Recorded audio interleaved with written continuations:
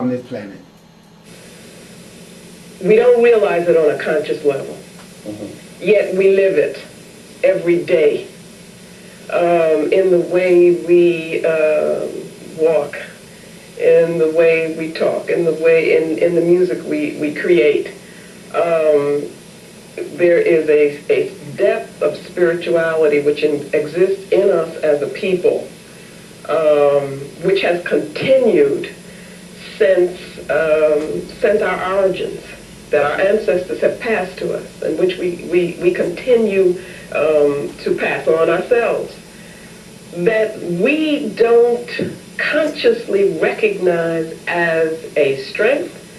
We don't realize that it is something that we need to use to think with, so that when we are presented with a European worldview in the classroom, we think that that's the only way to be.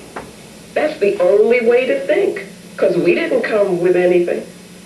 So I don't think that we are aware on a conscious level of what it is that we've moved away from in terms of power. You see, that's what we're not aware of. Could you talk some about how we came to be who and what we are today? If you understand the question. I think I do. Okay. I think that we have to look back at a period that I call the Ma'afa. We as Africans were very consciously stripped of our culture. Now, that becomes a platitude. You know, everybody's saying that. Stripped of our culture, but we have to see that we had a strong culture and so forth. But nobody seems to realize the depth of what that means. Being stripped of our culture meant being conditioned to accept ourselves as inferior beings. Okay? It meant that we were conditioned to feel that we had to be dependent on Europeans. See, the way they did that is by depriving you of your knowledge of self and stealing all of your wealth from you, and then giving you an image of themselves as God, and telling you after beating you hundreds of years in their slave camps, and telling you that this is God's will, that we beat you and make you do our work because you've never been nothing but headhunters and you've never given shit to the world. So that type of psychological damaging is what we're dealing with right now to this day. That's the reason why the universe really pushed me out attacking everyone that has had a past experience with me in my life, and they forced me to talk about that because the behaviors of us are behaviors that has been institutionalized inside of us, and they're not genuinely ours. So we have to deal with the things that we do, because if you keep trying to hide what you did from the world and you don't deal with the fact that you know that you did it, you're never going to be able to cure yourself to return to being God and goddesses. So we got to stop being ashamed of what we've done in the past and what the outcome of that was, because that's all about why you're here. That's why you're here, is to have experiences. And we need to stop letting other people, as well as these white people, condemn us so much about things that is parts of us naturally and must occur. Because this is where everything about us is placed into a format to make us walk around feeling inferior.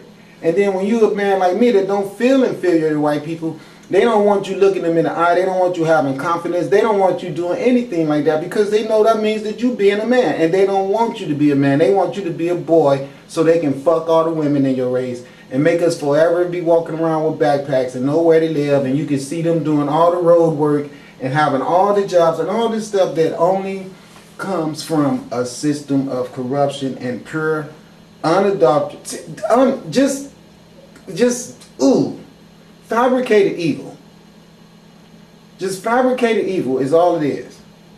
So that's what I want you guys to understand. She is pointing out the fact that we were taught by Europeans that we ain't shit, and it's God's will for them to own us.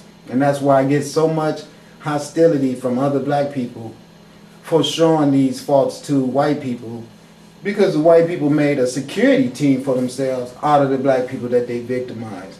Take care of me, and you can keep your job. Love me more than you love yourself, because this is God's way. And this is where you niggas need to wake up the most at. Because they brainwashed you bad. And that's why we have so much self-hatred that we implement on each other all day long. And see, that's the reason why I've been telling you all, you better watch the interactions you have with me. Because I don't come around here trying to be rude and nasty to people. And then you guys still do that shit. Because of your jealousy of my intelligence and how well preserved I am.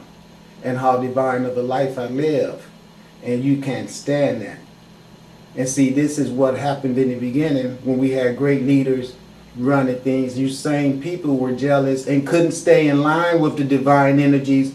So you combated us and joined forces with these Europeans and made Semites and destroyed all our civilization. It was even you Semites who came here with the Spanish people and did what you did here, known as Arabs.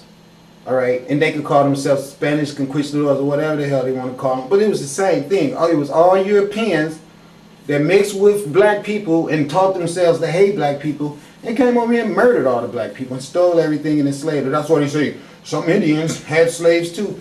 Guess what? You go all over the planet. You can go to Africa and find some black people in Africa that had black people in Africa as slaves. So that don't matter.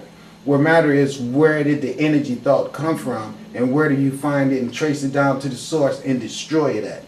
That's what matters. Dependent on white people, that we could not do things for ourselves and in our own image. That conditioning began with a long period of terrorism, which was very physical, physically manifested. At the same time, there was the breaking of the will. So there was cultural violence, I call it, in the book, as well as the physical violence, which was very important.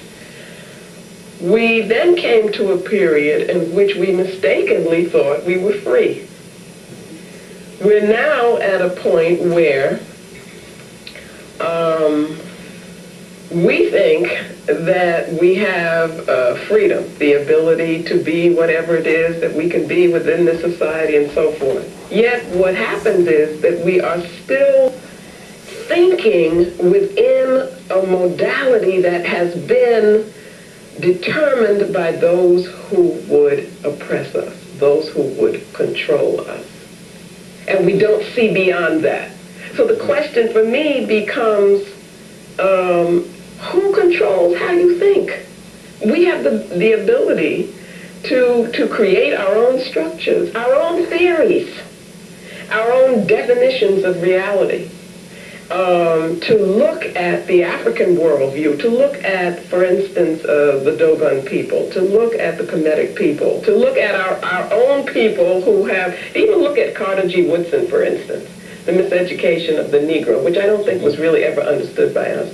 And to use these things as inspirations for the building of institutions, the creation of things, the building our own buildings. We have the ability to do that. So it's almost like we've been conditioned so well through such a long process that now it is us who are enslaving ourselves mentally. That's right. Because the job has already been. The job has been done. It would be so easy, in one sense, for us to undo it. That's what I'm saying in this book. Because the way the system of European control works is that you have to accept a concept of reality which makes them superior. You have to accept that. See, if you don't accept that, it doesn't work. So that means you have to accept their image of God over your image that you see when you look in the mirror. That's the only way it could work. If you looked in the mirror and knew you were looking at God, then their God wouldn't fly. So you wouldn't go to Bishop Blake Church on Sunday and give him your hard-earned cash to find completeness in your spirituality from some dead-ass white man on the cross. This is stupidity that a person can only ingest is if it's violence behind it. Otherwise, nothing in nature would show you that or give you a reason to believe that there was something solid or tangible to that. It's not founded. Okay, first of all, how can somebody who couldn't stop their own self from being killed be something that can sustain you eternally. It can't.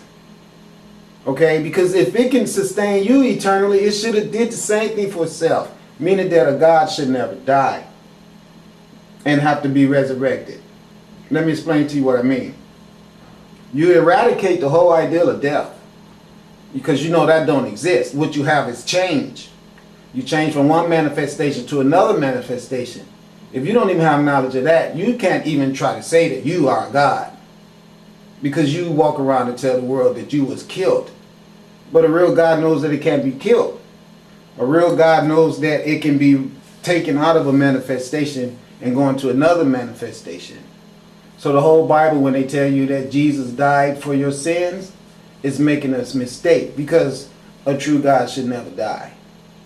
It should say that the way of your sins is going to be non-existent.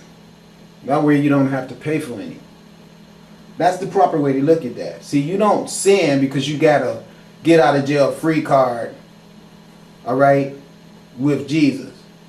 What you need to do is worry about the circumstances in your immediate true life, and don't be looking at the cross for nothing to save you there, when everything that's going to save you is inside of you. We should all know that. Now that's really the truth. What we need to begin Now let's go at some more of is this. the African worldview and how it works. That provides a frame of reference that you can then use. The African concept of the universe viewed as a spiritual whole, where everything is interrelated. That means that what is emphasized is not only spirit, but connectedness. And that we conceive of ourselves, we experience ourselves, I should say, as spiritual beings, that as almost as cosmic beings. And by that I mean that we are connected to nature, to the forces of nature, to each other, in such a way that that's where we get definition and that's where we get strength. And so power for us becomes energy, the energy to do, to make things happen. We energize each other. Interaction becomes important. Complementarity becomes important. The relationship between spirit and matter is one in which they are connected, where material reality is understood as just the way spirit manifests itself. That simply. On the other hand, in the European worldview and way of thinking, way of looking at the universe, human beings become separate and distinct individuals. The only way that you can know anything about the universe is to separate yourself from it, to take connectedness out of it, and thereby create what they call the object. That's all that you can know. Now this object is a thing that has no feeling, no meaning, no spirit. Okay? That's an illusion in their mind. But it works for them, because if what Plato did, if we can go back to Plato, is that if he could get people to agree that this was the only truth, then what he could do is say that, well, the people who were closest to that truth, those are the people who should rule all the other people. So that worked within their culture. It gave him the basis for a hierarchy within Europe. Now explain to me this creation of the object. I'm not clear on that. Okay, what you do is,